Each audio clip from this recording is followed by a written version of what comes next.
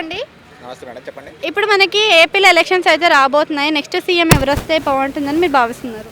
Next CM ఎవరు వస్తారంటే ఎవరు వచ్చినా మాకు ఒకేలా ఉంటుంది మేడం. ఒకవేళ లాస్ట్ టైం జగన్ ఉన్నాడు కాబట్టి అంతగా అభివృద్ధి కనిపించలేదు. కానీ సంక్షేమ పథకాలు అయితే కనిపించా, కానీ అభివృద్ధి మాత్రం ఎక్కడ కనిపించలేదు. ఒకవేళ ఇంకేస్ ఏమన్నా చంద్రబాబు నాయుడు కలిస్తే ఏమన్నా అభివృద్ధి చెందుతామని చూడాలి. చంద్రబాబు నాయుడు గారు అధికారంలోకి వస్తే మరి ఉద్యోగ అవకాశాలు ఏ విధంగా ఉంటాయి? ఏమో మేడం, మాకైతే తెలియదు, కానీ ఒకవేళ చూడాలి ఈసారి ఎలా ఇస్తాడు ఏంది అనేది. ఒకవేళ మేమైతే చంద్రబాబు నాయుడుకి ఏకీభవిస్తాము. ఒకవేళ చంద్రబాబు నాయుడు వస్తే ఐటీ అన్న పెరిగితే అని ఆలోచిస్తాము. ఇంతకుముందు తెలంగాణ ఏపీ కలిసి ఉన్నప్పుడు చంద్రబాబు నాయుడు కాస్త హైదరాబాద్ని డెవలప్ చేస్తారని కొంచెం ఉన్నది. ఒకవేళ ఇంకేస్ ఏమైనా డెవలప్ అయితేమో చూడాలి. అమరావతి చేస్తా అంటున్నది కాక కొంచెం అన్ని సిటీస్కి కానీ దగ్గరగా ఉంటుంది. అంటే ఏపీలో కొంచెం అందరికి కానీ అమరావతి అనేది మిడిల్లో ఉంటుందని నా ఆలోచన.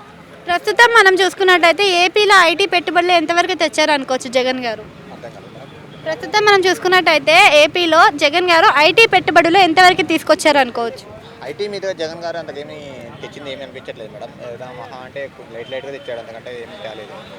మంత్రులను మారుస్తున్నారు కదా, మరి ముందస్తులో ఉండే ఛాన్స్ ఏమైనా ఉందా ఇప్పుడు? అదే ఒక పెద్ద సందేహంలాగా అనిపిస్తుంది మేడం, సందేహంలాగా అనిపిస్తుంది. అంటే కొంచెం అటు ఇటుగా అనిపించేది, ఒక డౌట్ క్రియేట్ చేయడానికి ఏంటంటే అదొక డౌట్గా అలా అనిపిస్తుంది మేడం. ఓకే, అంటే ఇప్పుడు మనకి షర్మిల గారు ఉన్నారు కదా, షర్మిల గారు కాంగ్రెస్ పార్టీలో జాయిన్ అవ్వడానికి కూడా జగన్ హస్తం ఉంది అని అంటున్నారు కదా.